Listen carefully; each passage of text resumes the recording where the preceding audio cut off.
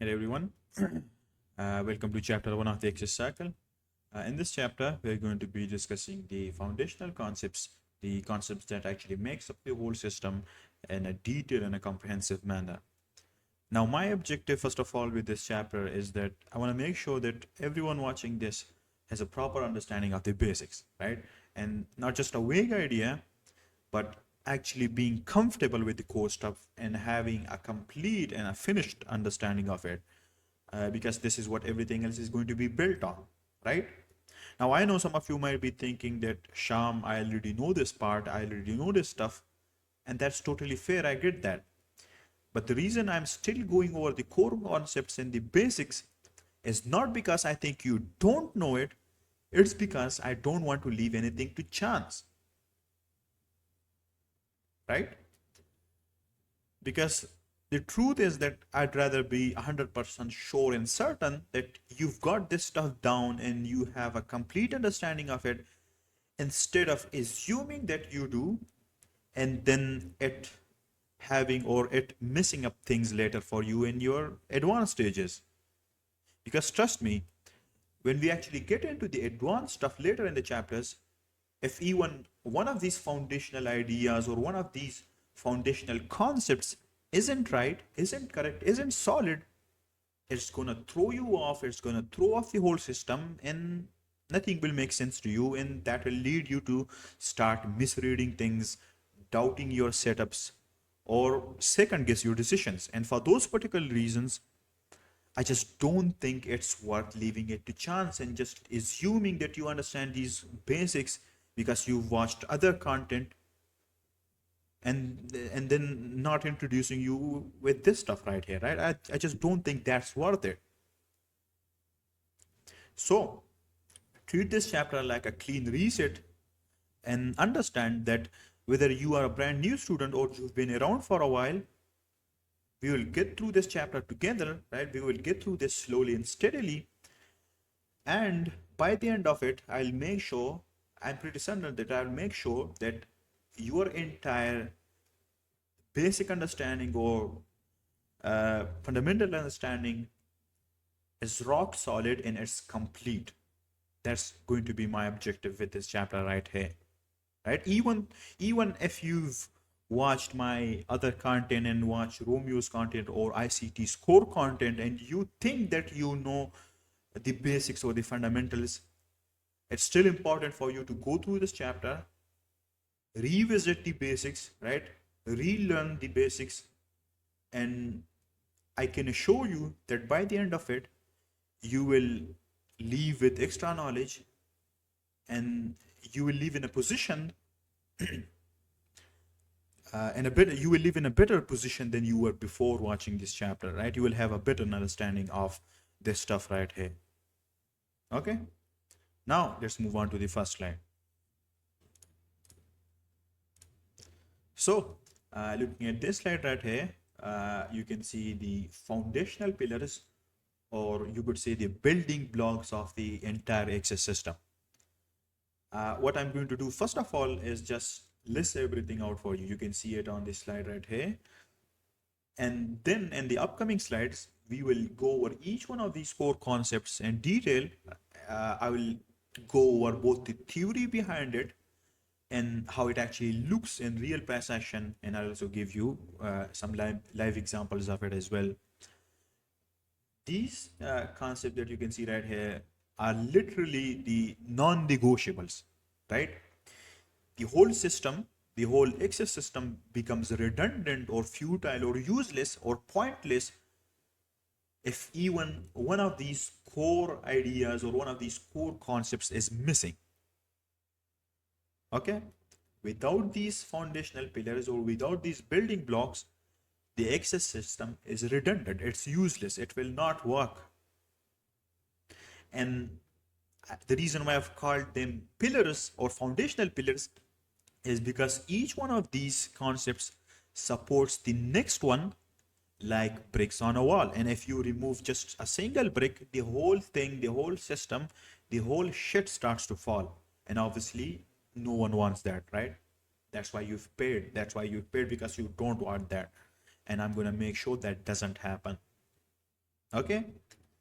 And for that particular reason, you need to take every single one of them seriously and make notes and actually consume it in a proper way. Okay. We will start with time frame element and then we will end with SMT, right? I'll discuss both the theory and the practical execution, or you could say the live examples of it. Okay. Now, in the next few slides, what I'm going to do is I'm going to break down each one of these core concepts in a step-by-step manner in the same order, and I'll really make sure that you are clear on not only what they are and how they work, but also how these concepts fit together and makes up the not the success system, the access system. What the fuck? Okay, that's going to be my objective. So let's move on to the next slides. So the first foundational concept that we've got right here is time frame alignment or aligning different time frames with each other.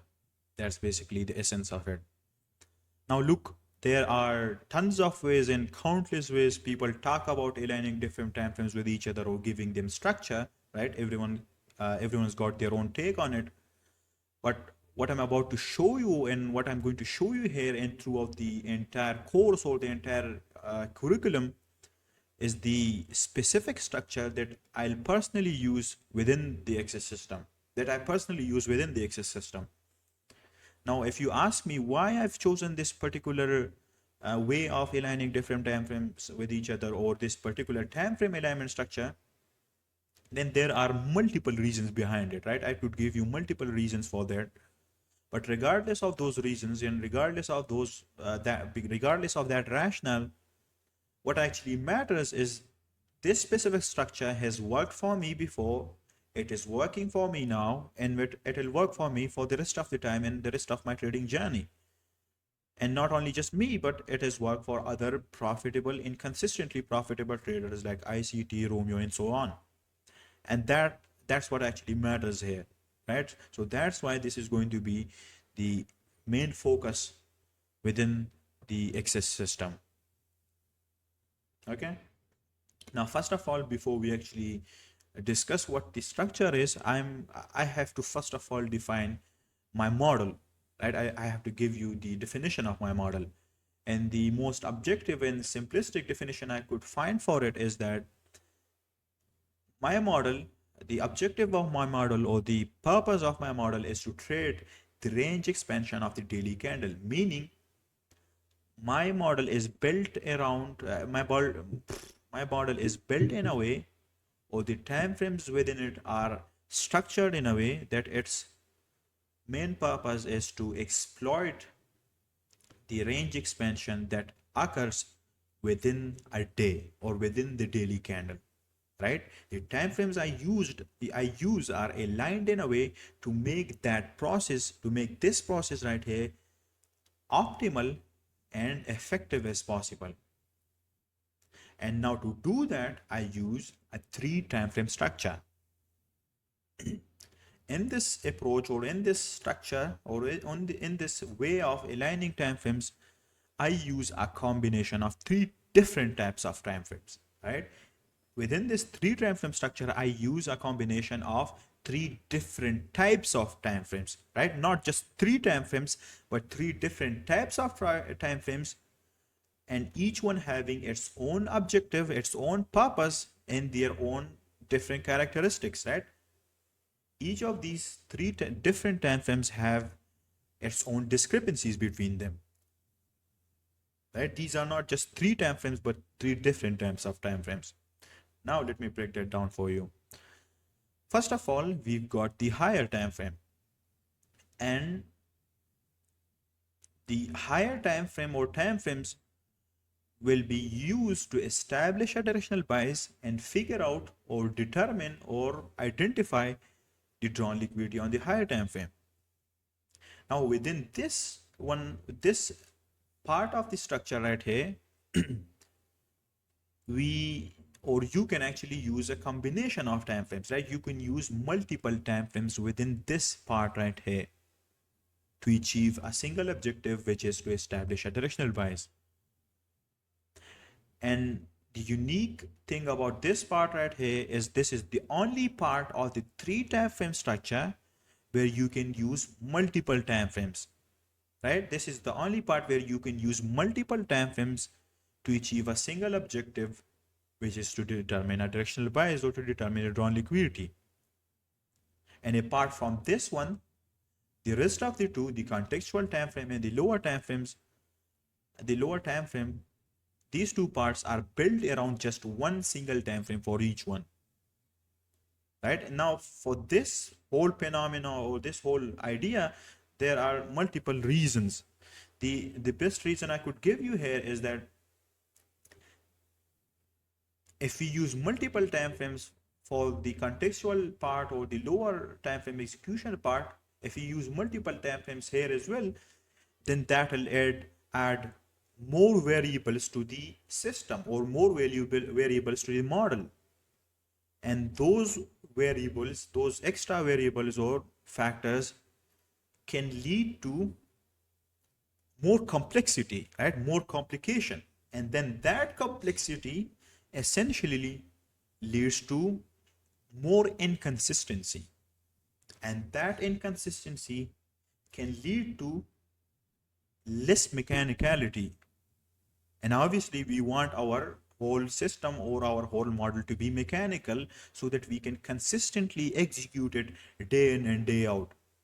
And because of adding those variables, your model would be less mechanical, and you wouldn't be able to trade it in a way that's effective or that's optimal. Now, we've discussed the higher time frame and its purpose, which is obviously to establish a directional bias. Once you've established that directional bias, the next time frame within this three time frame structure is the contextual time frame. And this time frame is used to define or identify a proper market context and a dealing range on the contextual time frame that you would have chosen. In this case, we can only have one particular or specific time frame for it, right? The contextual time frame can only be one, and for us within the access system, that contextual time frame is the 4 hour, right? I've already discussed what are the reasons behind that, but just remember that. And then once you've defined the market context in the dealing range on the contextual time frame, we then move on to the lower time frame. And again, we can only have one selected time frame for this one as well. And this time frame is used for execution. This is where we take our entries. This is where execution happens, right? Now, what you can see within this three time frame structure is that each part has its own specific job. And when they are all working together, when they are actually aligned with each other in this particular way, that's when you get a technical edge in your system. And that's when you have a mechanical element in your system, right? That's what actually leads to you having a technical edge. That's what a trading or a technical edge is derived from. And without this structure, you can't derive a technical edge or a trading edge. Now, within the access system, the time frame elements is this right here. For the higher time frame, I use the monthly, the weekly, and the daily time frames, right? And I use these three time frames to establish a directional bias. Then once I've established that, I then move on to the contextual time frame. And for that, it's and the contextual time frame for me is the 4 hour time frame. And once I've done my job on the 4 hour time frame, or the purpose has been done on it, then I move to the lower time frame. And for us, that is the 15-minute time frame. Now, I stretched this too long and talked about it for a lot of time, but that was needed. And now I hope and I can be sure that you understand what time frame element actually means and why is it used in the way it is used and what's the rationale behind it. Now, next up we have market structure. So let's discuss that. So, first of all, I'm going to define what market structure is. And the most basic and simplistic definition that I could come up with is that it's the basic framework or the fundamental framework that price moves within. This is how I define market structure. Now, market structure is the first thing that you start your analysis with. This is where you start and where you start to begin, or you begin to make a sense of the direction of price. Now, the most important question that I've heard on Twitter and other platforms regarding analysis is that people don't know where to start their analysis with, right? They know all about these core concepts or these ideas, but when they look at the charts, they don't know where to start or where to begin their analysis with. Now, the answer to that is right here. I'm telling you that you start your analysis with market structure, and this is how you begin to make a sense of the direction of price, right? This is where you start with. Now, honestly, this is also where a lot of traders starts getting confused, and not because it's complicated or this concept is complicated, but because there's just too much noise and nuance out there, and too much unnecessary noise out there. You'll hear people define market structure in 10 to 20 different ways. Some people are tracking every single swing and high like a puzzle, and others are drawing random boxes on the chart and calling them market structure with zero context. And I'm not trying to trash or shit on anyone's approach, but I'm going to make things clear for you here and give you a simplistic and an objective approach. I'm gonna keep this as simple and as practical as possible within this chapter. Okay? So, in the access system, market structure comes down to just two key things. It has two core components. Number one, our first purpose or our first objective or function, or our first objective and the first function of market structure in our analysis is to define structure, which means identifying the current trend and the current direction of price, right? Are we making higher highs or higher lows, or is it the opposite? And that gives you a directional read and tells you whether we are bullish or bearish, right?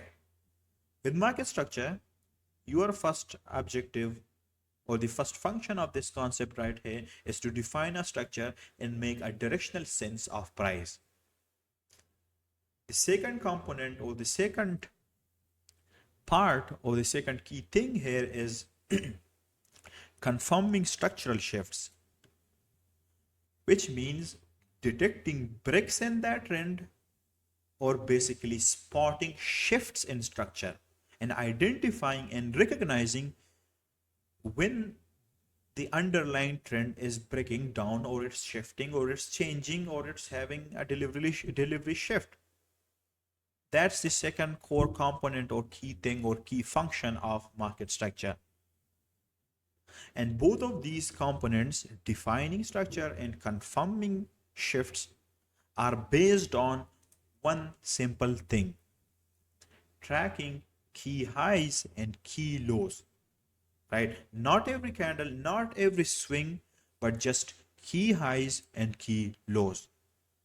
Now, if you've seen market structure explained in 50 different abstract and vague or arbitrary ways, now what I'm going to tell you here is that forget about all of that for now and just stick to what I'm about to teach you about market structure in the next few slides. And I can assure you that once you start reading structure or start approaching market structure in this fashion, in this way, in this approach, everything else in the system will start to make more sense for you, and you will actually understand the fundamental and the essence of it.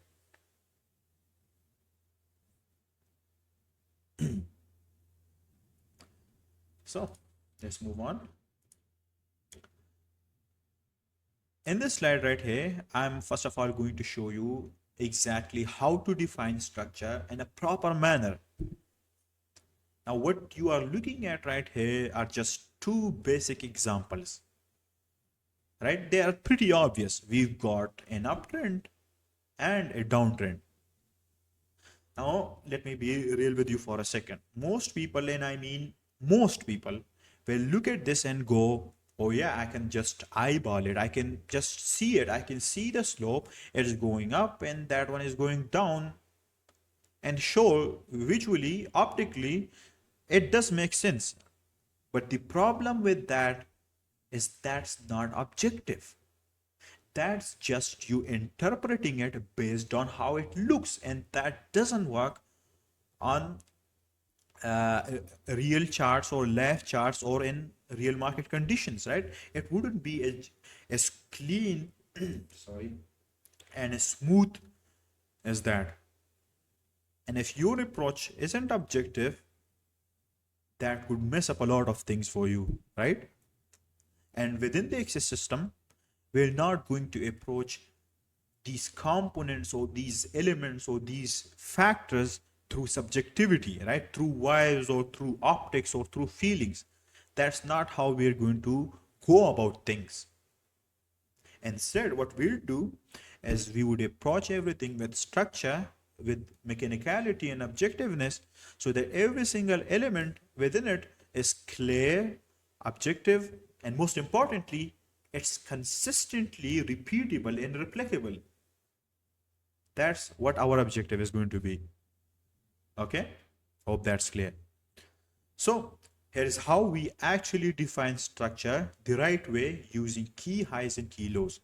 Now, the basic idea is that if price is consistently breaking highs and rejecting below lows, that's an uptrend. And if price is consistently breaking lows while rejecting above highs and having these liquidity purges to take out liquidity and then expanding lower, then that's a downtrend. Right? That's it. You can see within this uptrend, you have price breaking above highs consistently and sometimes rejecting below lows and then expanding higher. Right? That's it. There's no need to complicate this even more. Right? You don't need to sit around counting every candle on the chart or come up with different 10 different rules to decide what trend we are in.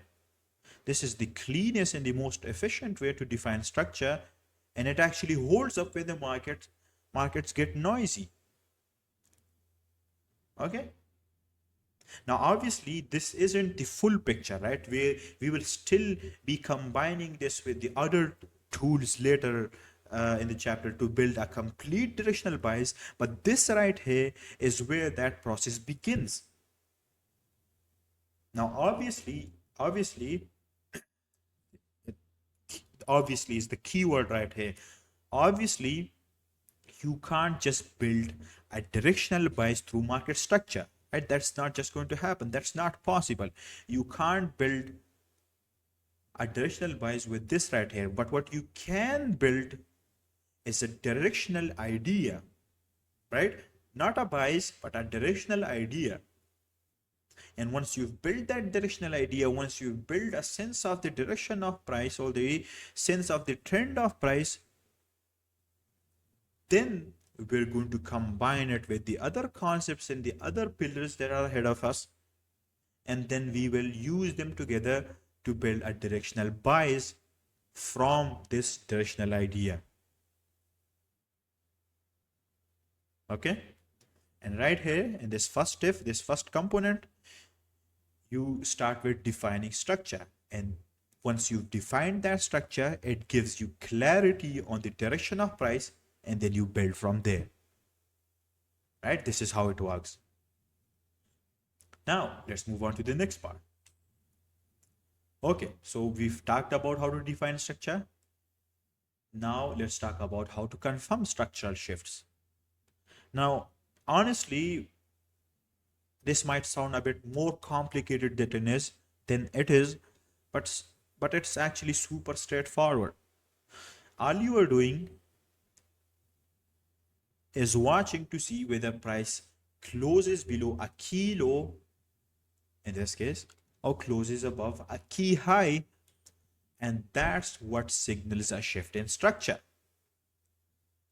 But where most people gets confused is that they will ask, okay, what's the difference between a key high or a normal high, or a key low or a normal low? How is a key low or a key high different than any random high or low? Right? How can we do that objectively in a mechanical way? And the answer to that is that a key high, no, the answer to that is that a high or a low becomes key when it's the one that most recently broke structure. For example, in this case right here, you can see that this low right here led to this high being broken. And when a low breaks above a high, if price breaks above a previous high, then this low becomes a key low. And if price then closes back below that key low, then a structural shift happens. But if price closes below a normal or an ordinary low, which hasn't yet led to a high being broken, or which haven't yet broken up above a high, then that's not a structural shift, right? And in the same way, you can see this low led to this high led to this low being broken, and once price closed above and broken through this high right here, a structural shift happened, and then a new trend started. But it doesn't just end there. Yes, that's the important part that you need to remember, and you need to consider and recognize that it must be a key low or a key high for it to be considered a valid structural shift. But apart from that, the most important part here is that a structural shift is only valid when it happens in the right context, in the right market context. And what I mean by a right context is that it has to occur at a key level. There must be a premium key level right here for this structural shift to be considered valid. It also has to occur at a key time, and if it would be more appreciated if it has an SMT with a correlating asset or pair. Now, if you are a new student, you might be wondering what is a key level, what is an SMT, and so on, because we haven't yet discussed them. But you need to remember that a structural shift is only valid if, first of all, it's a key low or a key high, and second, it must have happened at a right context or at a correct context. Otherwise, it would be just a simple liquidity purge below a low. Okay. Now let's look at a live chart example of it. And on that chart, I'm going to first define a structure for you, and then I'm going to show you what is the difference between a key low or an ordinary low, or a key high or a normal high.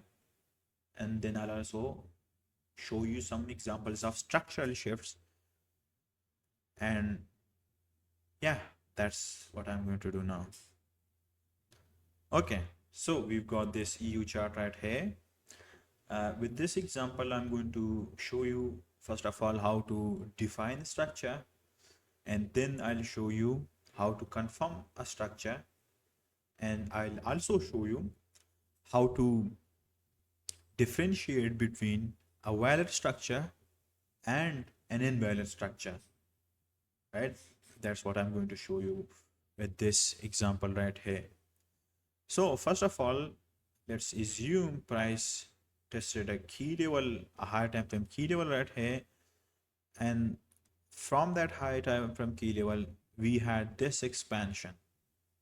Now you might be wondering, we didn't discuss we haven't yet discussed key level, or we don't know about key level yet, and how could this move begin from here. Now there's a lot of nuance to that, but we're going to forget about that for now, and I'm just going to show you what is actually happening here, and then maybe further on in the chapter we will discuss this example here, and I'm going to explain it to you with the key level understanding and how this expansion began and what was its relation with the weekly and the daily time frame or the monthly time frame. But for now we're just going to assume that this expansion eroded from a higher time frame key level, and with this expansion right here, with this expansion swing, we broke above a high, right? We broke above a high, and then we broke, rejected below a low. Now this is a bullish market structure till here, and I'm going to show you why. Till this point, this is a bullish market structure because price is rejecting above a high and it's rejecting below lows, right? It's breaking above highs and rejecting below lows, breaking above highs and rejecting below lows.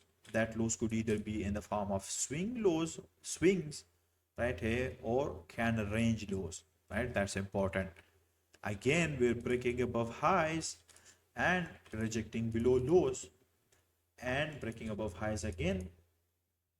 And from that point on, we then had a structural shift, right? This is a bullish structure because we are rejecting above highs and now breaking above highs and rejecting below lows consistently over a period of time.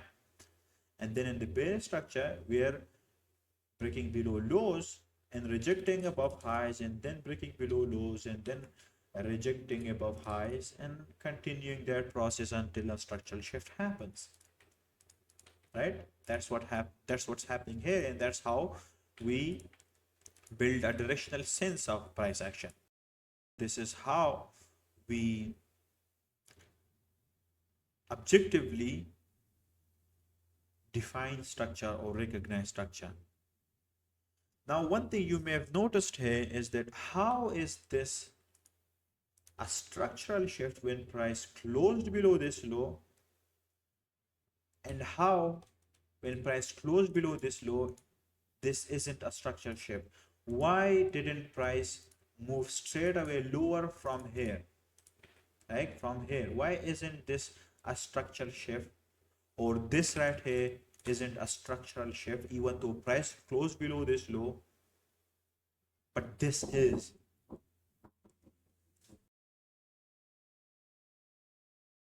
The point I was trying to make here is that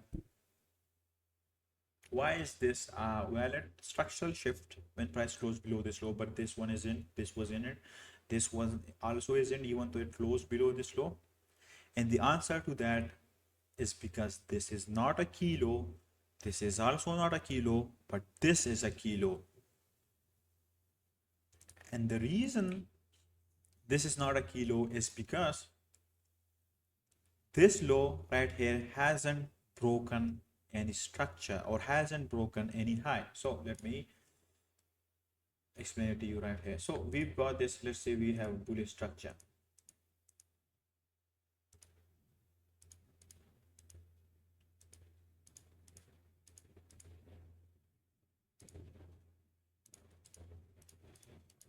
So right here you can see that we've got these highs and lows. Now within this structure there are only 3 key lows. Now this right here is a key low, and the reason it is a key low is because it has broken above this high,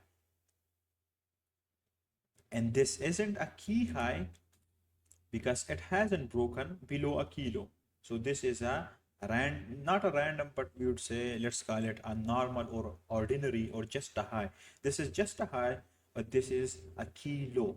This is just a high, but this is also just a low. And the reason it is a low is because it hasn't broken above any highs. This low hasn't broken any structure. And once price closed below this low, this wouldn't have been a correct structural shift is because it closed below just a low. All right, and you can see, and this would have been regarded or considered as just a liquidity purge and then an expansion afterwards. Then again, this is a key low because it broke above a high. This right here is just a low and price closed below it. This isn't a structural shift because this is just a low, not a key low. Again, price went higher, broke above a high. This is a key low, and right here again, this is just a low because price didn't broke in structure, but this low right here is a key low. And when price broke below this key low right here, this is when a structural shift happened. This is when this structural shift would have been considered a valid one. And after that, price then started a bearish market structure. So similarly, in this example right here, you can see this is a kilo, right? This is a kilo because it broke above this high.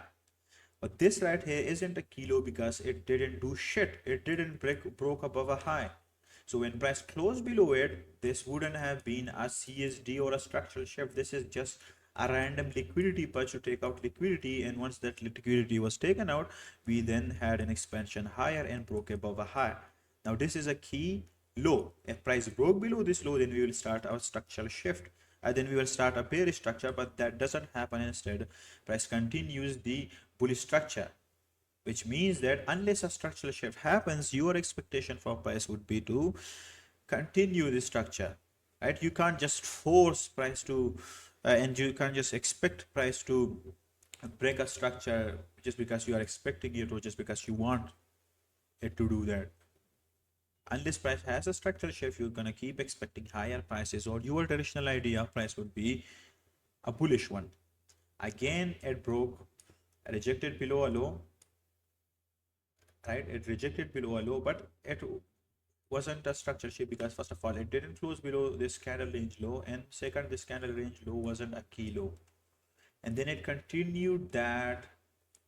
Even here we had a invalid structural shift, or what I'd call a liquidity purge, because this wasn't a key low, this was just a low.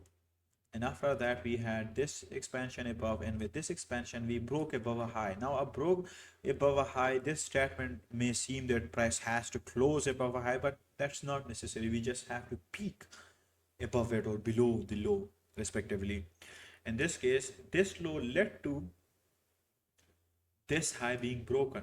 So when price closes below this low right here, just because this is a key low, this is now considered a weathered structural shift, and from that point on, you can see price then continued the bearish trend. So this is why these two weren't weathered structural shift, but this was because of the concept of key highs and lows. Now there are a lot of other factors here playing out as well, like there is a higher time frame key level here that led to this expansion, or there is a higher time frame discount key level that led to this bullish expansion or this bullish trend. But this is how we build a directional idea, a directional sense of price, right? This is not a bias. We are not talking about a bias or determining drawn liquidity here. I'm just showing you how to build a directional sense of price or build a directional idea, and then we will build that directional idea into a directional bias using the other factors, using the other variables, using the other elements, using the other pillars and concepts and stuff. Okay, now I hope you understand the basics of market structure and its two different components and how they work. So the next component or foundational pillar that we have is market profiles. Now here's the thing. Market structure in itself is pretty good. It gives you the basic trend framework that price is operating within, and along with that, it also lets you track directional shifts in the market. But just like you saw in the live example earlier, you just saw the charts and you saw that the real an actual price action on the charts isn't as simple as that, right? There's a lot more nuance to that, and market structure alone does not give you or tells you the full story about the markets or about price action. Market structure alone won't tell you. What essentially I'm trying to say is that market structure alone won't tell you what the market is actually trying to do on a daily basis, day in, day out, or where in the move we actually are, right? That's the limitation of market structure.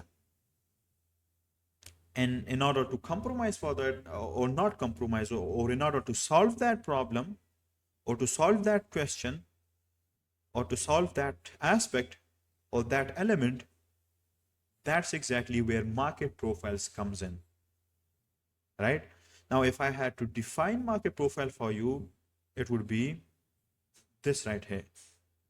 Market profile gives us a more refined and honestly a way more dynamic way of reading price.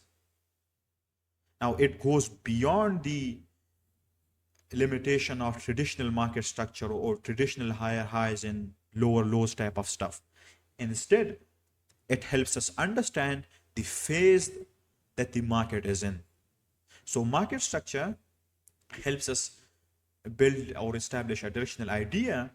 It tells us the direction of the market, but market profiles tells us and helps us understand the phase that the market is in. Now, the thing is that sometimes, actually not sometimes, but most of the times, you could have the correct direction of the market or price. But the reality is that price does not just move in a straight line higher or a straight line lower. You just saw that in the example. Instead, it moves in phases. And if you are using just market structure alone, then you're going to be wrong most of the time, because with market structure, your expectations would always be one-sided and incomplete and unfinished, right? You'll always be expecting price to move higher or lower in a straight line without understanding the intricacies and the nuance of price action. But with market profiles, you'll actually get to know about the phase or the profile, right? You will actually get to know about the profile that the price is operating within. And that way, your decision about directional buys and your directional buys would be much more informed and much more structured, right? That's what market profiles help you with. Now, inside Axis or the Axis system, obviously, we use market profiles in conjunction or in integration with market structure. Structure helps us build an idea, and then profiles or market profiles helps us either confirm or invalidate that idea, right? And it helps us do that by assessing and measuring where we are or what phase the market is actually operating within or sitting in. That what that's what market profiles helps us with. Now there are two ways that we can interpret market profiles. The first one is the basic way of interpreting it, and that approach, you've got ranging profile, and that's basically when price is moving sideways or it's in consolidation. We've got the expansion profile, where the market breaks out and starts expanding in a particular direction. Then we have a retracement, where price pulls back into a previous range or a previous key level. And then we have the reversal profile, where the entire trend changes. The reversal profile starts when a structural shift happens, when a valid structural shift happens, right? Each one of these profiles that you can see, these profiles helps you understand what phase you are dealing with, and then that in turn tells you what to expect next. Now, the idea here is that even though price could be in an uptrend or in a bullish structure, but it'll still have these different phases and different profiles. And you can't just trade each one of these phases right here. Instead, some of these phases or profiles will act as a filter for you. And then what you're going to do in those phases is wait for the right profile before you actually trade it. And that's where the concept of probability comes in, right? That's how you differentiate between high probability and lower probability conditions, or um, lower probability what conditions, probability, lower probability price action essentially. And if you're not aware of market profiles, or you're not using market profiles in your analysis, then that way you wouldn't know about these phases, about these different profiles, and you would incorrectly and ignorantly try to trade every sort of price action with the premise of you thinking that you know the directional structure, which obviously alone is not enough. And that way you could try to trade the retracement profiles and also the ranging profiles, and you in a bullish structure, and you'd end up losing. And then you'd be wondering what the fuck happened, even though you knew about the structural direction of price, when in reality the truth was that you wouldn't have been aware of the fact that there are also these different profiles that exist. And if you try to trade an incorrect profile or a lower probability profile or phase that you're not supposed to trade, then obviously that's an invalid approach, or that would be considered invalid. And to avoid that, we use market profiles. That's the entire essence of market profiles. Okay. Now, the second way we interpret market profiles is through power of three, the power of three concept. Now, this one right here is a bit more advanced than logic, but once you understand it, it's insanely useful. It's really useful for you. So, in this sort of interpretation or this sort of approach, you've got three advanced profiles. The first one is the ranging or consolidation profile. Then we have the manipulation profile, where price takes out liquidity, purchase liquidity either below or above the range high. And then we have the actual expansion, and that's where the real move occurs, right? And these things right here basically gives you a story, a sequence. And if you can read that sequence properly, then it tells you exactly where price is in this cycle right here, or maybe in this cycle, and then your decisions about the direction of price or the profile or phase of price would be much more informed.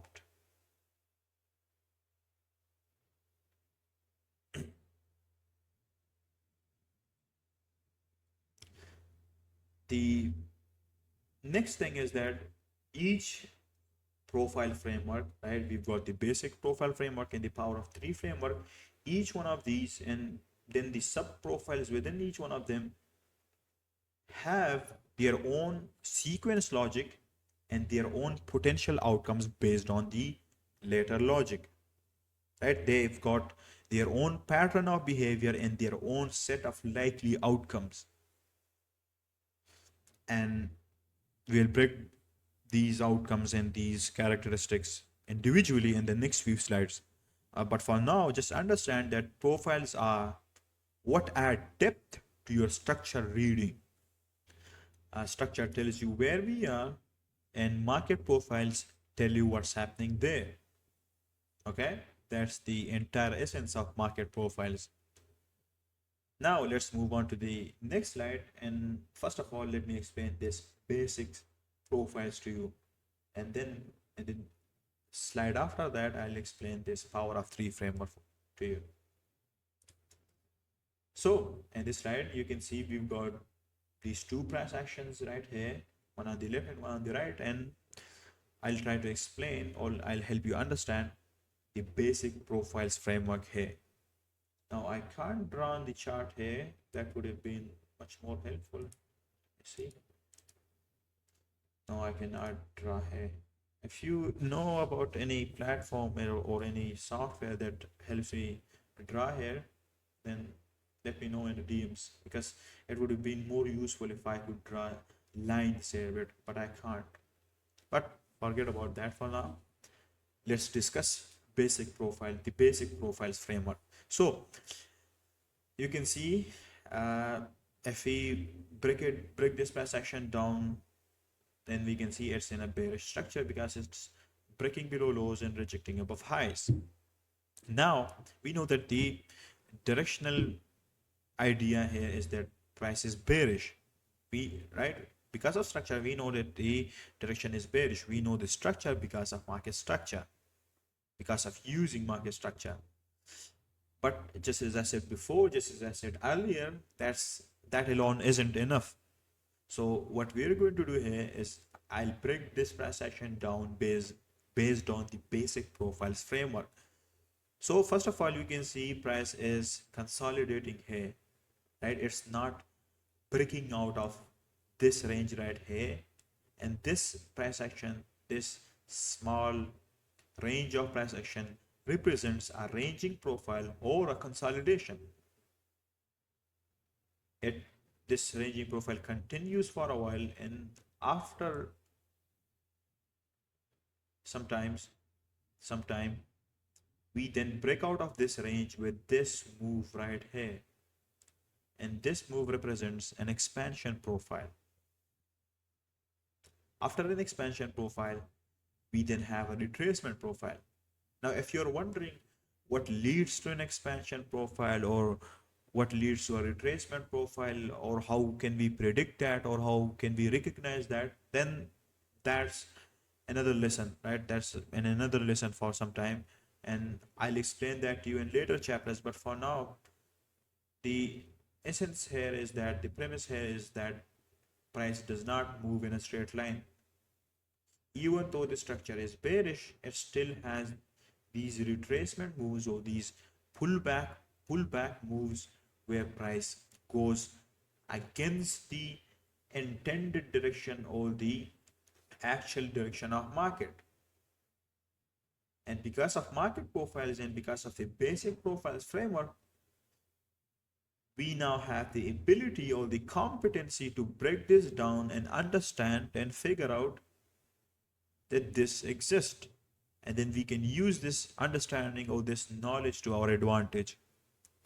So after the retracement profile is completed, we then have another expansion profile, then a retracement profile, then expansion and retracement. Right? This is now, before market profiles, you would have just had this idea that the structure is bearish, and then that would have been it. But now with market profiles, you can break this structure down even more, not just using highs and lows, but using profiles and phases. Each one of these profiles and phases have their own time period, their own characteristics, their own potential outcomes, and their own qualities. Now, if we talk about the ranging profile, then within a ranging profile, we can only have an expansion or a manipulation. We will discuss the manipulation part in the next slide, but a ranging profile can only have two potential outcomes. In this case, in this basic profile framework, it can only have one potential outcome, and that is an expansion. Once an expansion is completed, the only not the only the three likely outcomes we can have is either a retracement profile, another consolidation profile, or a reversal.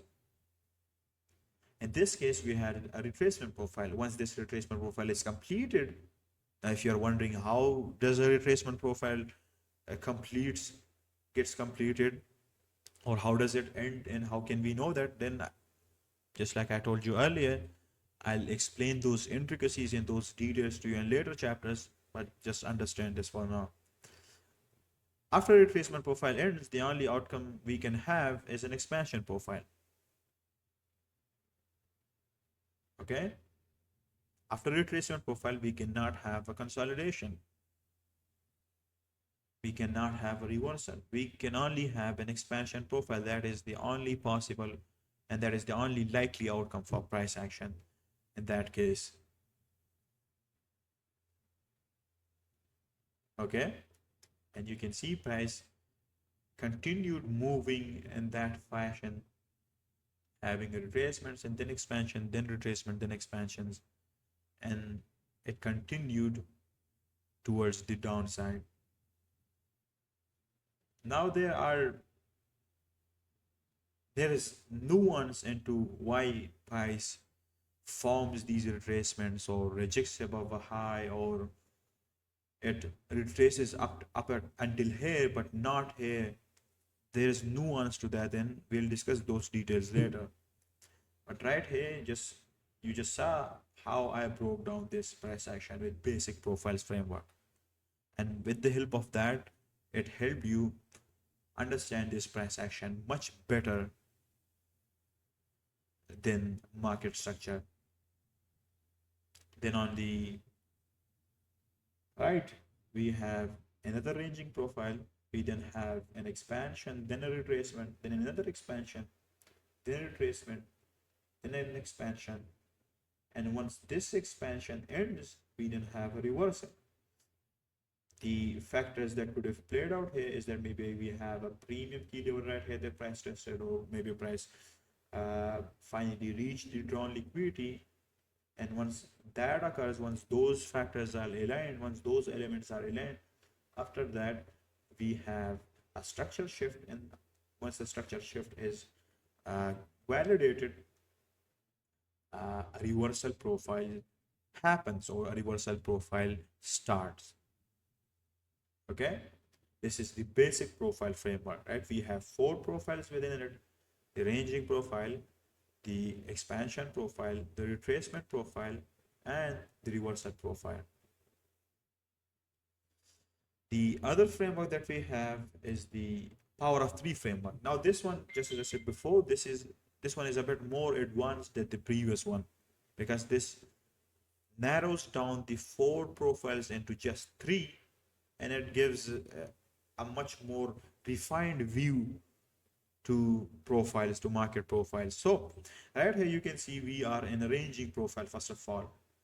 Then after the ranging profile, we have a manipulation profile, and profile does is that it takes our liquidity above the range high, maybe the tested key level here, and then it expands lower. And once manipulation profile is completed and liquidity is taken out, the only likely outcome, or the only possible outcome that we can have, is an expansion profile lower.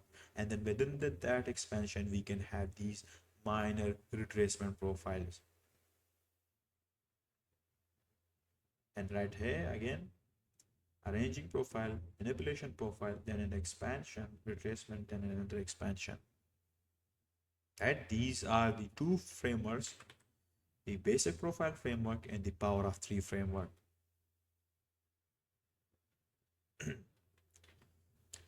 So now we're going to move on to the next topic, which is the concept of liquidity metrics. Now, if you're wondering where is the live example of this concept, then first I'll discuss the liquidity metrics topic, and then once I've done that, then I'll give you live examples of both this topic and then the next one, both in conjunction with market structure. So it'll help you understand price action even better, and it'll help you understand these topics better. So let's talk about liquidity metrics here. Now, here's something important to understand before we even get into the details. All of these concepts that we've been discussing and covering so far, that I've been covering so far in this chapter, whether it's market structure or whether it's market profiles or this one right here, these concepts do not work in isolation. What I mean by that is that when these concepts are used alone, they do not work, right? They are not meant to be used separately. Instead, they bring meaningness to them when they are built on top of each other. When they are used and integrated with each other, that's when it actually brings clarity to your understanding. Okay, we first of all start with structure. We start our analysis with market structure, and that helps us understand the directional framework or the direction of price action. Then we use market profiles to get a sense of the phase or the cycle that price is operating within. And once we've done that, then we bring in liquidity metrics on top of that to refine that directional idea even further, right? That's how we use these concepts together, right? They're not meant to be used alone. So first of all, let's discuss, what does liquidity metrics actually do? How can we define that?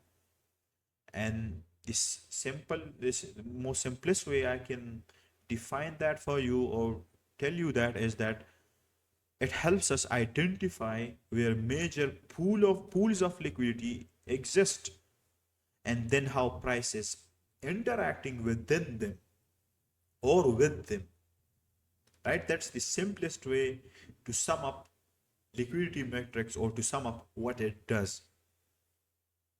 Now, just like I told you earlier, with market structure and market profiles, you build a directional idea, and then with the liquidity metrics and dealing ranges that we will discuss in the next slide, you can change that idea and turn into a directional bias.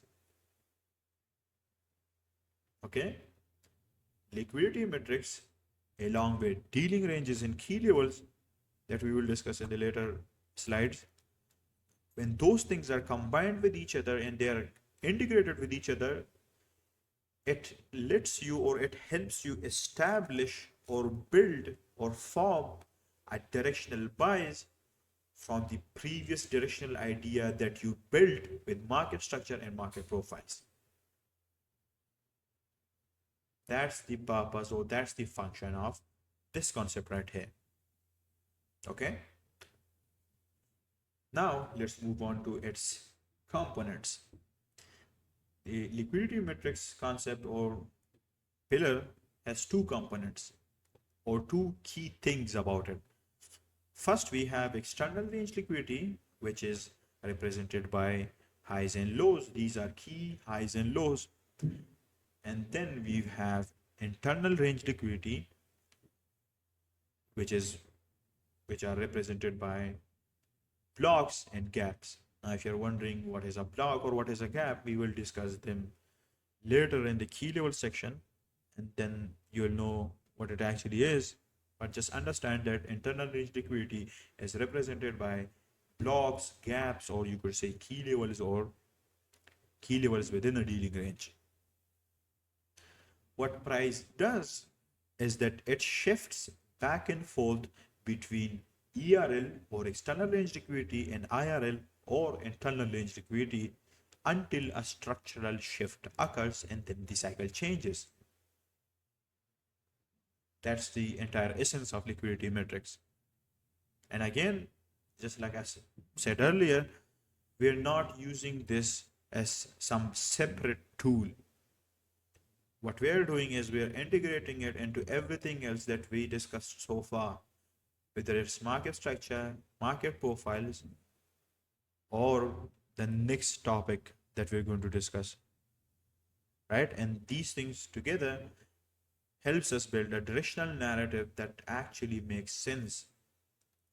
And then you'll have the most accurate, the most precise, and the most refined understanding of what price is trying to do and what it has done in the past or what it will do in the future. Okay, now let's move on.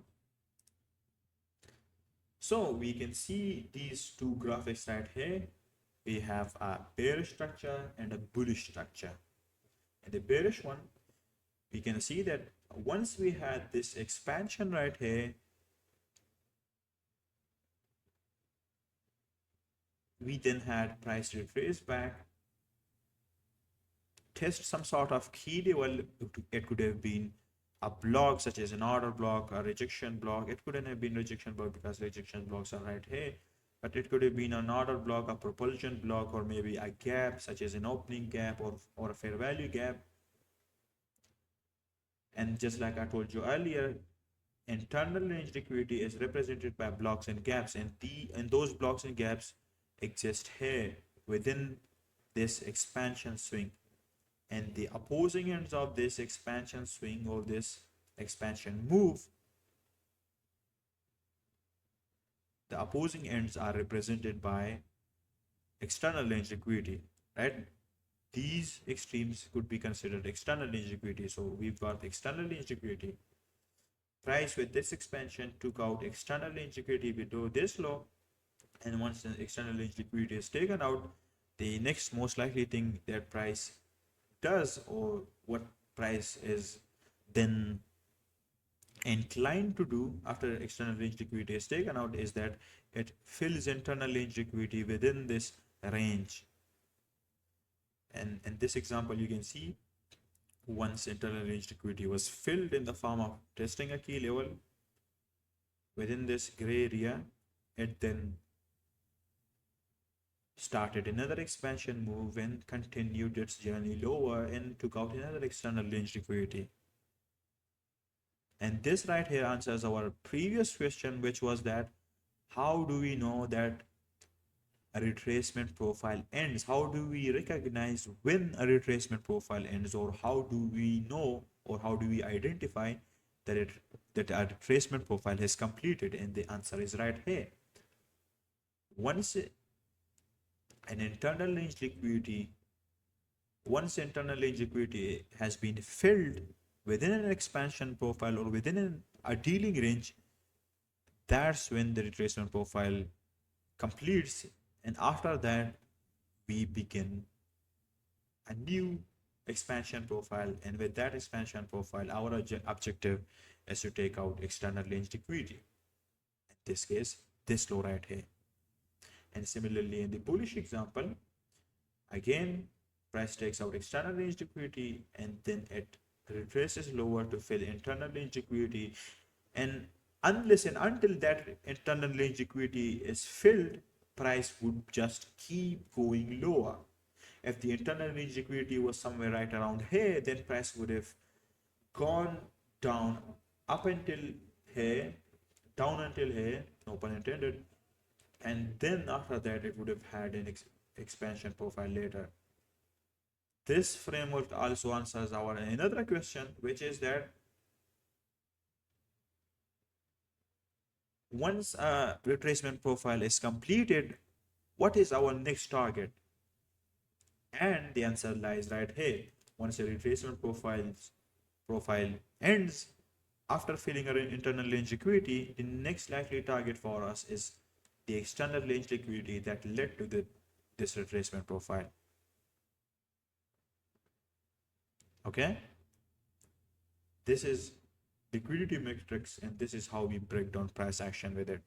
Now it may seem a bit too simplistic to you right here with these examples, and I know I can see that, but once I show you some live examples of it working out and it helping you understand price action better, then you will understand the significance and the importance of it.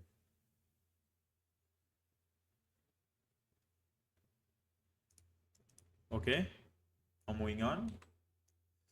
In this slide right here, we're going to discuss and talk about the topic of key levels. Now, before we get into the technical stuff, let me first of all define what key levels actually are in simple terms. And yeah, I know some of you probably already know what they are. You may have watched a bunch of videos on it or may have taken a bunch of courses on it, but I'm still going to walk you through it from scratch just so we are all on the same page. Because at the end of the day, this is an important part and a core component of the Axis system, and I don't want to assume anything or skip over it too casually. Okay? So, the simple definition of a key level is this. They are critical areas or important areas in price action. They are important areas or zones that acts as a catalyst or triggers for major reactions or major expansions or range expansions in price action. Now, if you look at the time frame alignment between different time frames and how price behaves within it, then you'd see that on the lower time frame, the major expansions or the major reactions are produced off of higher time frame key levels. And you could use this information to better align your entries or to build a directional idea on the higher time frame regarding where price could potentially go. And just like I said earlier, these key levels are a core part of the entire Access Foundation. And the reason is that they are one of the only few foundational concepts that shows up in all three components of our analysis. It's something that's integrated into every single part of how we analyze the market. Now, if you're wondering, wait, Sham, what are those three components that you're talking about? Then don't worry about it right now. We will cover them. We will cover that topic fully in chapter 2, and you'll then understand what they are, what those components are. But for now, just keep this in mind that key levels not only helps us with building or establishing a directional price, but also they helps us time our entries on the lower time frame and helps us frame our entries based on specific market context. Okay, and those contexts in itself are made from key levels and dealing ranges. That's something that we will discuss in chapter 2. Now, regarding its types, key levels have two main types. Now, technically, we've got a bunch of different kinds of key levels, but if I had to break them down into just two broad categories, then there would be two types that everything falls under. The first one is blocks, and that includes key levels. Sorry, that includes key levels like order blocks, breaker blocks, mitigation blocks, or propulsion blocks.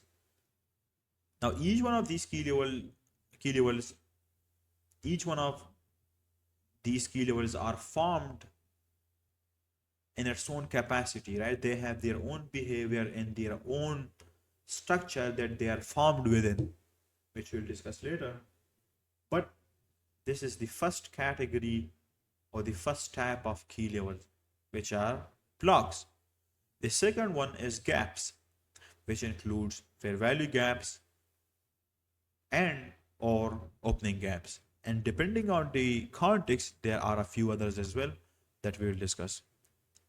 Now, the thing that makes each type different and leads to the discrepancy between them is not about the capacity that they're formed within, but also how price interacts with them and how they shift the market context when they come into play. Those three things, the formation of a key level, the interaction of a key level with price action, and what sort of context it leads to, these three things, these three key aspects or elements, those things are what creates all the nuance between these different kinds of key levels. And that's why you can't just treat all of those key levels the same, right? You can't just go that, okay, that's a block or that's a grab and just slap your buys on top. You have to understand how that key level came into existence and what role it plays in the structure and how price is behaving around it now. Okay? You need to remember that. Now we will go deeper into each one of them in the next slides, and I'll show you what they look like and how they behave in live charts and how to actually use them. Okay, now let's move on and let's discuss the categories of key levels. The first category that we're going to discuss are blocks. Now we have different types of blocks. We have an order block, a breaker block, and a mitigation block. And the main difference between each one of them is the way how they are formed and how price interacts with them and what sort of context does it leads to. So an order block is basically a key level, and that key level perpetuates itself in a form of a candle which either takes out liquidity, meaning it purges liquidity, or it generates liquidity, or it fills liquidity. In this example right here, we can see that this particular candle has taken out liquidity below this low. And by taking out liquidity, I mean just peaking below this low or taking out this low. This particular candle has taken out this low, it has purged below this low. And now when price closes above it, when price engulfs it, this candle turns into an order block. This is how an order block is formed. There are two protocols for it. First, it has to have a certain behavior, a specific type of behavior, and that behavior could either be in the form of price taking out liquidity in this example right here, or filling liquidity in the form of a fair value gap, or testing another key level in the form of this order block or this order block, or generating liquidity. When a candle does either of those things or shows either of those behaviors and then that candle gets engulfed, that's what we call an order block. In this case, price has purged liquidity, then price closed above it, and we formed an order block. Price then tested this order block and expanded higher, and this order block was used as a catalyst for this expansion. Now if we look at the lower time frame price action of this move right here, we would see that on the lower time frame this key level led to this expansion. Now on this time frame, you can see that it is just a small move higher, but on the lower time frame, if we see this move, it would be a major expansion. Now I'll said that this is also a key level in order block specifically, and the reason for that is that, and also I forgot to mention one important thing. An order block isn't just a single candle, it could also be a consecutive group of candles, right? If a consecutive group of candles or a single candle behaves in that specific way and then it gets engulfed, then that turns into an order block. It could either be a single candle in this case or multiple candles in this example right here. So now let me tell you why these two candles makes up an order block. So the first thing is obviously its behavior. You can see that these two candles together filled liquidity, and what I mean by filling liquidity is that these two candles together tested this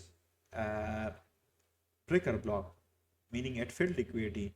So the first protocol is followed, which is its behavior, and the second protocol is its engulfing behavior, which is that these two candles, the two candles that had a specific behavior, they got engulfed, and that in turn led to the formation of this order block. In this case, the order block is made up of these two consecutive candles. So that is how an order block is formed and how price interacts with them.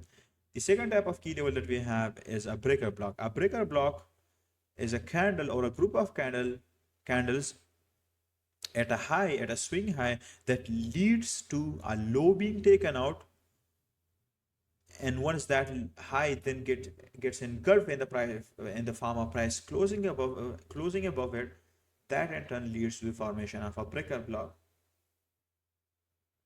In a bearish example, a breaker block is a low that takes out a high and then that low gets engulfed. That leads to the formation of a bearish breaker block. In this example, we have this candle, and from this candle we started this expansion move lower, and with this move we took out liquidity, we took out this low, and then price expanded higher, reversed higher, and closed above this particular candle, and that led to the formation of this breaker block. Now, breaker block and mitigation block are pretty much the same. The only difference is that a mitigation block forms a low, but just before taking out the low or taking out liquidity or purging liquidity, it stops and then price closes above it, and then it leads to the formation of a mitigation block. Now, there is a specific reason for why price does that sometimes, and that is the concept or the idea of SMT divergence. Now, we haven't yet gone through the SMT divergence part, so you might be a bit confused. But once we go through it, then you'll understand why we had this move, why price didn't purge this low in this case, and but it did in this case right here. But the only difference is the name and the behavior. A mitigation block is pretty much the same, but the only difference is that it doesn't takes out a high or a low, respectively. But the similarity is that it then gets engulfed and then price tested and then expands higher from there. This is the comprehension of the blocks category of key levels. Now let's discuss gaps. Where is it? Next up, we have the second category of key levels, which are gaps. Now, gaps include key levels such as fair value gaps, inverse fair value gaps, or opening gaps. And those opening gaps could either be in the form of daily opening gaps or weekly opening gaps. Now, opening gaps are much more apparent or much more common on indices, and as we are focused on forex in this chapter or within the access system, I'm just going to discuss the inverse fair value gaps and ordinary non fair value gaps here. Now, the formation of a fair value gap is simple. It is formed after price either purchases liquidity or fills liquidity. In this case, you can see price has purged liquidity, and once that liquidity is purged, it then leads to the formation of both an order block and also a fair value gap. And a fair value gap is when three candles are positioned in a way where the wicks or the bodies of the second candle do not matches or do not touches the wick or the body of the third candle, and that in turn leads to this gap, and this gap can be used as a key level. What price does in this sort of situation or in this sort of instance or scenario is price takes out the high of the third candle and fills that gap, and once that gap is filled, once that liquidity within that gap is filled, price then expands lower. Okay, this is an example of a fair value gap. An inverse fair value gap is pretty much the same. It is formed in the same manner, but the only difference is that once that gap, the initial fair value gap, gets engulfed, it can then be further used as an inverse fair value gap in the opposing side. So in this case right here, you can see we have this initial fair value gap formed here. Now, if you're wondering how is this a fair value gap, because we purged liquidity below this low, and then that in turn led to the formation of this gap. And this is a fair value gap because these three candles are positioned in a way where the high or the wick of this candle does not touches the lower wick of this candle, and there is liquidity to be filled here. But let's assume there's a premium key level here and price has tested that, and that led to this structural shift. And because of this structural shift, this bullish fair value gap got invalidated because of this structural shift. And in that scenario, in that case, you wouldn't have used it because of the higher time frame context. And in turn, this fair value gap turned into an inverse fair value gap. And you can see that it's in the opposing dealing range of this expansion swing or this range expansion. And you could have used this fair value gap for either building a directional bias or timing your entries. Now let's say this is a daily chart. Let's say price closed here after testing the key level, then in that case you would have recognized this fair value gap, and not only this one but also this inverse fair value gap. And let's say this is the Monday's candle. The Monday's candle formed the range. Then on Tuesday you would have expected price to form the high of the week inside a higher time frame key level, and this would have been the key level in this case, this inverse fair value gap and this fair value gap. And what you can see is that on Tuesday price took out this high, took out Monday's high, formed the high of the week, and once that high was formed, we then had a range expansion lower, right? On Wednesday and Thursday we had a range expansion lower, and then right here you can see we then had a small retracement on Friday, which is what we call a TGIF, or a Friday retracement profile. And this is based on the open high low close concept, which we'll discuss later. But you can see right here how all of this starts to make sense when we used all of this together, right? When you use the key levels, the time frame alignment, and all of these concepts together, it starts to make sense. All right. So in this slide, I'm going to break down dealing ranges for you, what they are, why they matter, and how we can actually use them within our access system. Now, first of all, the definition is super simple. A dealing range is basically just the area or the zone between a significant high and a significant low.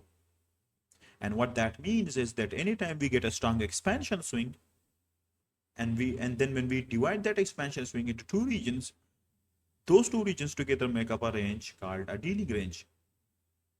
Okay, those two regions together becomes what we call a dealing range. Now it's not complicated, but it is extremely important. And the reason for that is that dealing ranges not only help us define market context, or you could say help us understand where we are in the market contextually, or where price is in the market contextually, but also it helps us set expectations more accurately. Okay, that's the main thing. It helps us frame our intentions with a much more informed view and with a much more informed perspective. Like, it helps us understand where should we even be looking for. And then with the help of that, it directly helps us in planning our entries better and more accurately. And that is why this concept is so central to everything else that we do. This one range, this dealing range, it creates the entire framework for how we view price, where we think internal range liquidity is sitting, and how we anticipate and when do we anticipate external liquidity runs. It helps us with all of these different elements and aspects of our analysis. Okay, that's the importance and significance of it. Now, inside every dealing range, there are four core components you need to know about. These four components make up the backbone of how this range is structured. Now, first of all, we've got the range boundaries, which are literally just a significant high and the significant low that defines the range. Okay, simple as that. Basically, the extreme or the edges of the dealing range. Then we've got the discount region, and that's the area below the midpoint. That's the region below the equilibrium point. And then we've got the premium region, which is the region above the midpoint or above the equilibrium. And last but not least, we have the equilibrium, and that's the actual midpoint of the dealing range, like the 50% level, and it gives you basically a reference point. Okay, now let's move on to the next slide, and let me explain dealing ranges to you on some graphics. So we've got these two price actions here, one on the left and one on the right. What I'm going to do here is, first of all, I'll explain to you how are these two expansion swings dealing ranges, and then I'll tell you how to identify a dealing range, how to recognize a dealing range, or how to differentiate between a simple expansion swing and a dealing range. And then I'll help you understand how a dealing range helps us set our expectations or anticipations for price action or range expansions more accurately and with a much more informed view. Okay, so first of all, right here, let's discuss this one. First of all, you can see that this low took out liquidity below this low, meaning this low rejected below this low. And along with that, this low also led to price breaking above this high, meaning this low broke above a high. And because of these two behaviors, the first one breaking above a high and rejecting below a low, because of these two behaviors, this low is considered a significant low. And just like I told you earlier, a dealing range is made up of a significant low and a significant high. Okay, so now we've got a significant low. The next thing that now we need is a significant high. But before I show you how is this high a significant high, or this high isn't, or this high isn't, let me first explain to you what sort of behaviors lead to a high or a low being considered a significant one. Okay, basically there are three behaviors a low or a high can have that leads to it being considered a significant one. Okay, there are three behaviors that leads to a high or a low being considered a significant one. Now let me explain that to you, or those behaviors to you on a chart. Wait a minute. Where is it? Okay, so we've got this chart right here, and I'll explain to you what are those three behaviors that leads to a high or a low being considered a significant one. So the first behavior is that it has to purge liquidity. So if a high or a low has purged liquidity, then that high or low would be considered a significant one. Let's say we are in a bullish market structure and we've got this low right here. If price takes out this low, rejects below this low, or purges liquidity below this low, and then it expands higher, this low would be considered a significant one. Similarly, in a bearish example, if this high takes out this high and then it expands lower, this high would be considered a significant one. Now in this case, this isn't the only behavior that led to this low being considered a significant one, because this low also led to price breaking above this high. So because of these two behaviors, because of rejecting below this low and breaking above this high, this would be considered a significant low, which brings us to our next point, which is breaking above slash below, meaning if a high, or meaning if a low has broken above a high, then that low would be considered a significant one. Or if a high has broken below a low, then that high would be considered a significant one. Here, let me give you another example.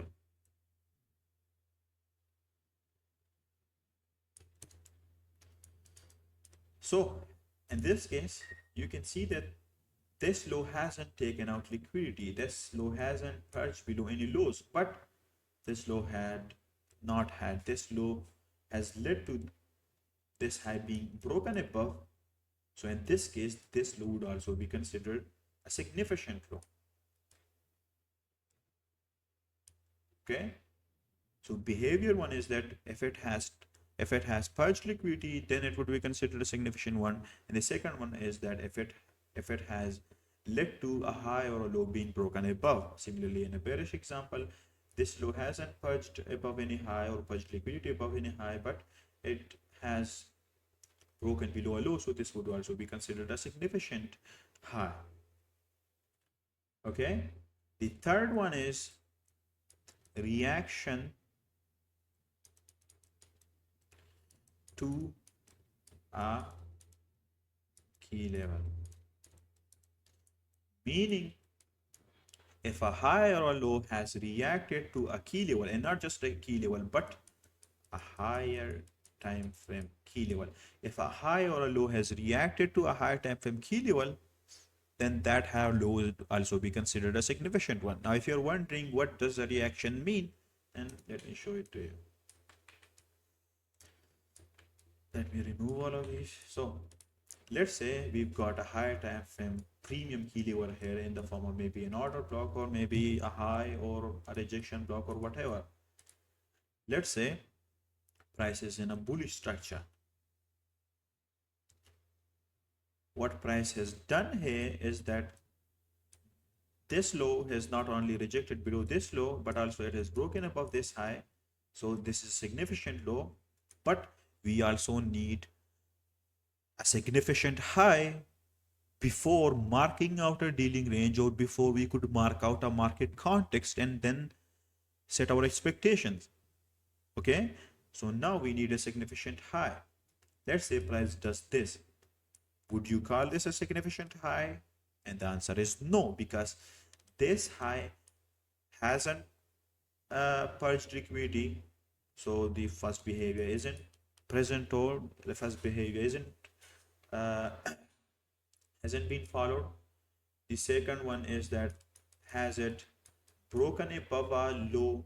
Then this high hasn't, because the low is sitting right here, so also isn't.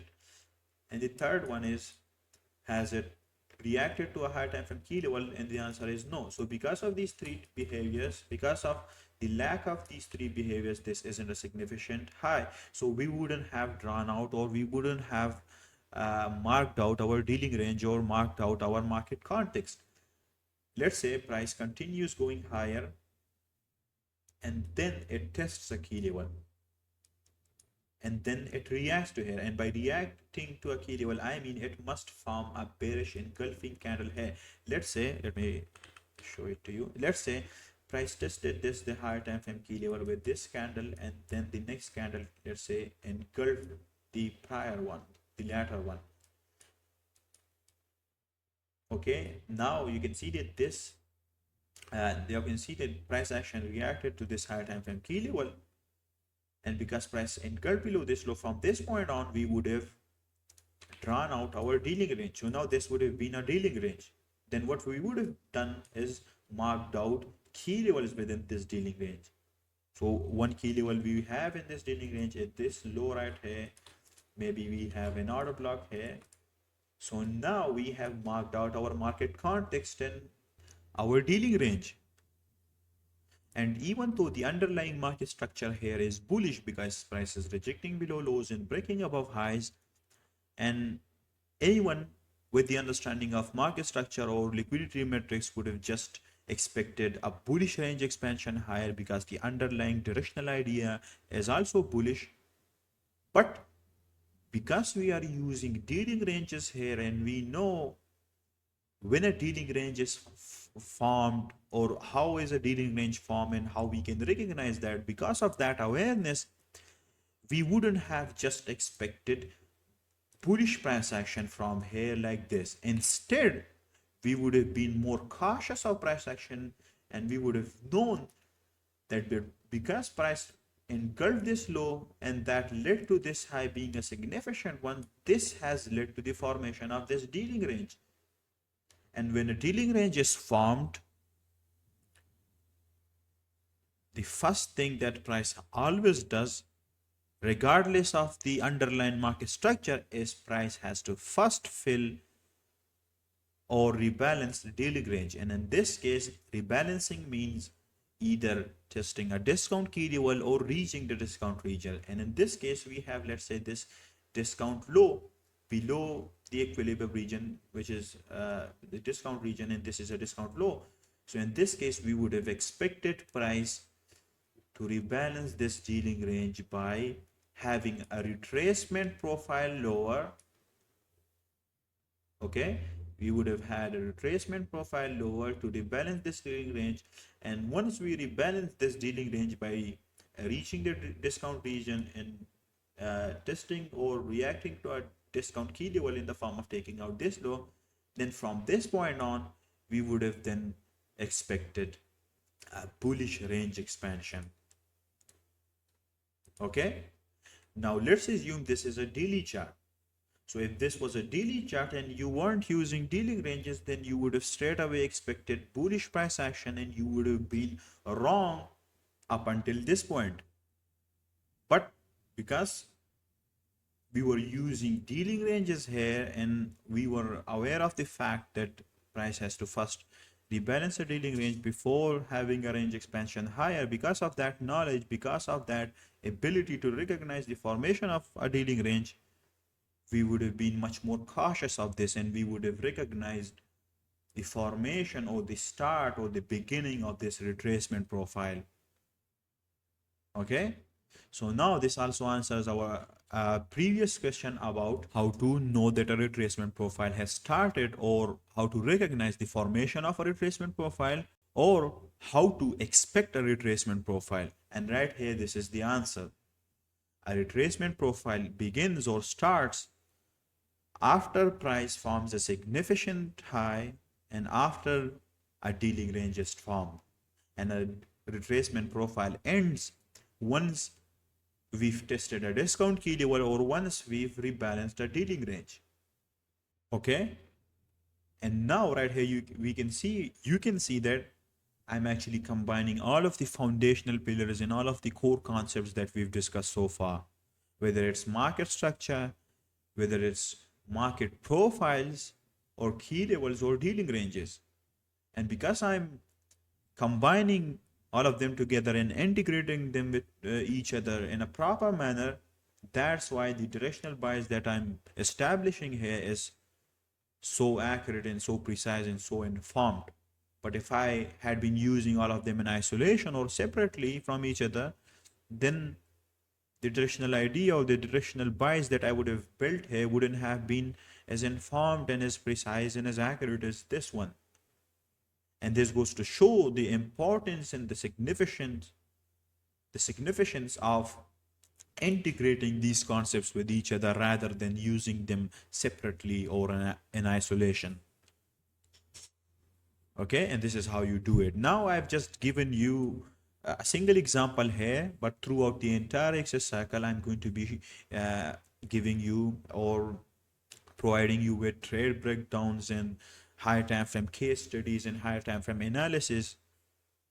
And I'll be explaining or showing you exactly how to do all of this that I just did in a step-by-step manner with a step-by-step approach. And along with that, I'll also be giving you my own procedural framework that I personally use, and I can assure you that will solve most of your problems regarding your analysis. Okay, now let's move on to the next slide and let's discuss the next topic, which is the open high low close framework, or what some people also call the open low high close framework. Now this pillar or this framework right here is what I call an anticipation framework. And what that means is that it's a way for me to anticipate or have the ability to anticipate what a single candle or specifically a single higher time frame candle might do and how is it going to do that thing that it wants to. Now it may seem a bit vague at first, but let me explain it to you. We use this anticipation framework to break down a candle's movement and specifically a higher time frame candle's movement into different multiple phases and profiles based on both price and time, right? Not just price, but also time. And when you start doing that, that's when your anticipatory skills and your anticipation ability improves, right? Based on this, your anticipatory skills improve. And because of that, you start seeing the possibility of what might unfold inside a higher time frame candle. And that leads you to stop getting surprised by what happens at the beginning or at the end or at the middle of a candle, because now you're expecting it. And that's the key here. Okay? Now the simplest way I can explain this whole concept to you is that each candle, whether it's a 4-hour candle, a daily candle, or a weekly candle, whatever, all of those higher time frame candles can be broken down into multiple distinct in different phases and profiles. And then you can use those profiles to improve your anticipation ability. Now, I'll walk you through exactly what those profiles are in the next slides, okay? But just understand this for now that when you break down a higher time frame candle, you open up this whole new layer of analysis. And due to that, you're not just trading structure anymore, you are trading structure plus time. Now, the best analogy I can give you here is it's kind of it's kind of like a timed version of market profiles. In the previous slides we talked about the power of three framework. You remember that thing, right? Well, the open high low close framework is just like that, but the only caveat or difference here is that we've added a time element to this concept, or we've added a time aspect to it, and that's what make this concept unique than market profiles. Now, in terms of components, this framework has two core components or two main parts. First of all, we've got the profile logic part, and this is basically the price action part of this concept, right? It's literally built on top of the market profile stuff that we've already covered. We've got the ranging profile, then the manipulation profile, and then last but not least, the expansion profile. Okay, you already know this part, and that's basically the price element of this concept.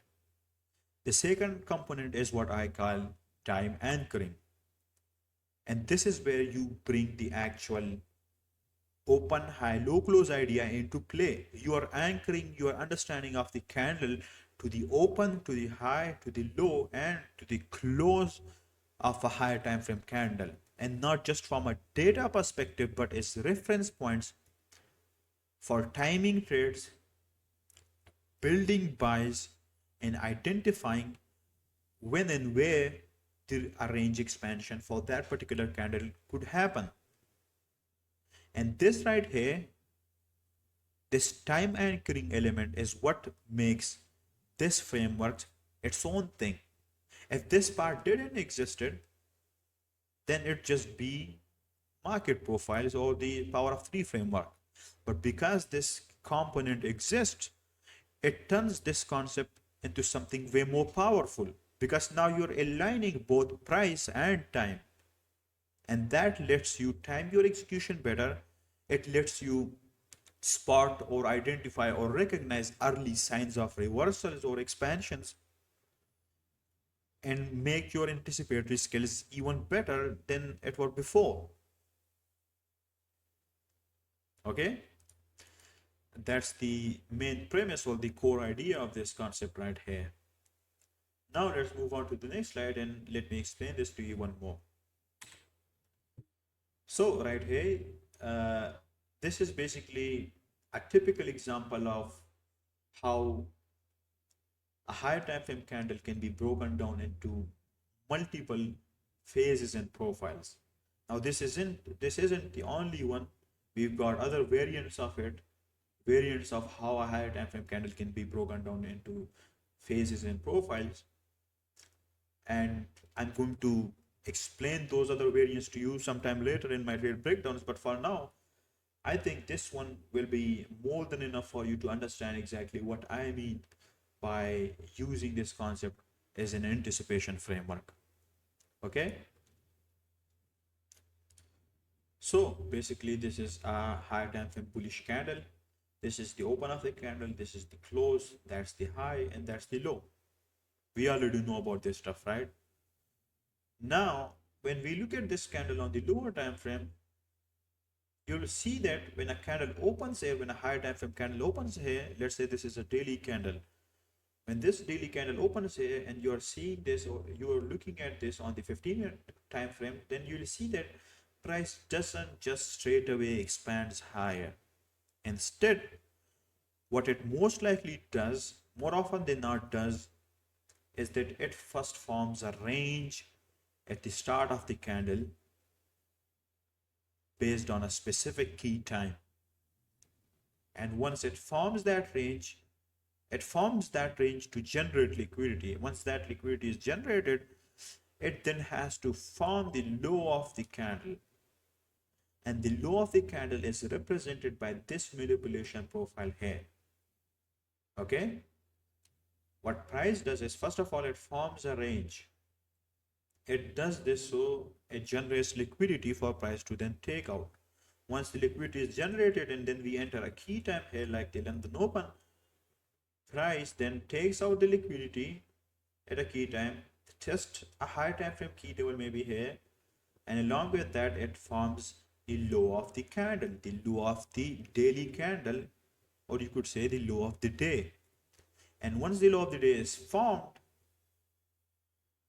that's when you start expecting a range expansion to occur to the upside. Okay, now the main idea here is that if you were to expect a range expansion straight away from here without it forming the low of the candle, and obviously you'd then be stuck at a range. If you had just taken a trade straight away here, then obviously you would have been stuck in this range, and then maybe it would have stopped you out here with this manipulation profile. But because you knew that price doesn't just expand straight away, but instead it first forms the low of the candle by forming a range and then having a manipulation profile and then expanding higher. Because of that awareness and because of that knowledge, you would have waited throughout this whole time period, throughout this whole price action. Instead, what you would have done is you would have waited for price to first form a manipulation profile, or maybe let's just say we have a key level here. So you would have waited for this manipulation profile to form or to occur, and with that manipulation profile, price would have then tested a key level, formed the low here. Maybe it also had an SMT divergence with a correlating asset, which is something we will discuss in the next slide. And then you would have waited for your entry and then taken an entry or executed your trade and then rode this range expansion higher for this high time frame candle. You can see right here that this is how you improve your anticipatory abilities and your anticipation skills, by using this concept, by using the intricacies and the details and the components and the elements of this concept right here. Now, again, just like I told you earlier, this isn't just the only version of it or the only variant of it. We've got many other versions that, depending upon the higher time frame market context, depending upon the position of key levels, dealing ranges, and so on. But this is basically the core idea here. Okay. Now, if you're worrying about the other versions and you're wondering when are we going to see them, then don't worry about that for now. Once I provide you with the trade breakdowns in the next few weeks, you will get to see the other versions playing out in real time and real market conditions, and you will understand them even better than how I explained this to you right here. Now let's move on to the next slide and let's discuss the next topic, which is SMT. Now SMT basically stands for smart money technique. In this context, we're talking about SMT divergences or price-based divergences. Now the idea here is this. Let's say we've got two correlated assets. Like for instance, let's say we have EU or GU, EU and GU, or maybe NQ or ES. Now normally these two correlated assets should be having the same sort of price action. They should be having similar price action. They should move in tandem. But sometimes they don't. Sometimes one of them makes a higher high and the other one makes a lower high. Or maybe one of the correlated asset makes a lower low, but the other one makes a higher low, which means there is a discrepancy and a difference in price action. And that discrepancy, that difference in price action is what we call an SMT. Okay, that difference represents a non-symmetry, which which is basically price saying to us that, hey, something's off here. Okay? And because of that SMT divergence, it could mean different things depending upon the context and its position. But what matters here is where that SMT happens. If it happens at a random place with no logic behind it, then obviously you ignore it. But if that SMT happens at a key level and there's logic behind it, that's where things get interesting. Now there's two core reasons why we use it. SMT has two core purposes. Number one is confirmation. SMT basically confirms your bias, right? It strengthens your conviction and adds clarity to your underlying or pre-existing bias. Okay? It adds an extra data point to your directional idea or your directional bias or your context. It is used for confirmation. The second thing is that SMT is used for validating liquidity budgets. Now, the way you use these two purposes in your analysis is by assessing or looking at the position of the SMT within a market context or within a dealing range relative to the higher time frame key levels and relative to the higher time frame directional bias or market structure. Based on those factors and elements, you can use SMT for these two purposes, confirmation and validating liquidity purchase. Now, just like I told you earlier in the previous slides, none of these concepts and none of these pillars that we've discussed so far are meant to be used in isolation. Okay, none of them will work if you use them alone to build an idea or to build a bias or to frame a trade idea or to develop a trade. The only time they work is when they are used in conjunction with each other and when they are properly integrated with each other in a step-by-step manner. That's the only time they work and the only way they bring meaningness and clarity to your trades and to your analysis. Okay? Now, moving on. Right here, we've got the two different types of price action based on symmetry or based on SMT. We've got symmetrical price action on the left and non-symmetrical on the right. Let's say we've got these two correlating asset or correlated assets. We've got asset A and asset B. Normally and usually what happens is that these two correlated assets form symmetrical price action and they move in tandem, which means that if asset A purchases liquidity below a low, then asset B also purchases liquidity above a corresponding high. That's what we call a symmetrical price action because they've done the same thing. But in case of an SMT, in case of non-symmetrical price action, what happens is that asset A purchase below a low takes out liquidity, but asset B does not. It doesn't take out liquidity, but instead it fails to purge above the high or it fails to take out, it fails in taking out this high. And this difference in price action, this discrepancy in price action, this leads to non-symmetrical price action. And this non-symmetry represents an SMT divergence. And because of this SMT divergence, if it happened at the right context, at the right position, relative to key levels and relative to market structure and dealing ranges, this could either confirm your bias, validate the liquidity purchase, or invalidate the liquidity purchase. The previous two purposes that we discussed, it could do either of these two things if it formed this sort of non-symmetrical price action, depending upon its context and depending upon its position relative to the other factors and elements. Okay, now this is just a simple idea of it, just a simple explanation of it. There are a lot more intricacies and details to it, which we will discuss in the trade breakdowns in the other chapters. So yeah, that wraps up the chapter. That was it for chapter 1. And basically, within this chapter, we've basically gone through all of the foundational stuff and the essential components that builds the entire access system, like from market structure to key levels to dealing ranges to SMT, all of that. Okay. Now I know some of you, not some of you, but most of you are thinking and saying that Sham, I already know this stuff.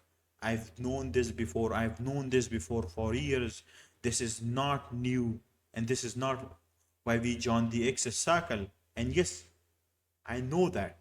And to that, all I want to say is that I wanted to make sure that the first chapter of the access circle is an introduction to those core ideas and those foundational pillars.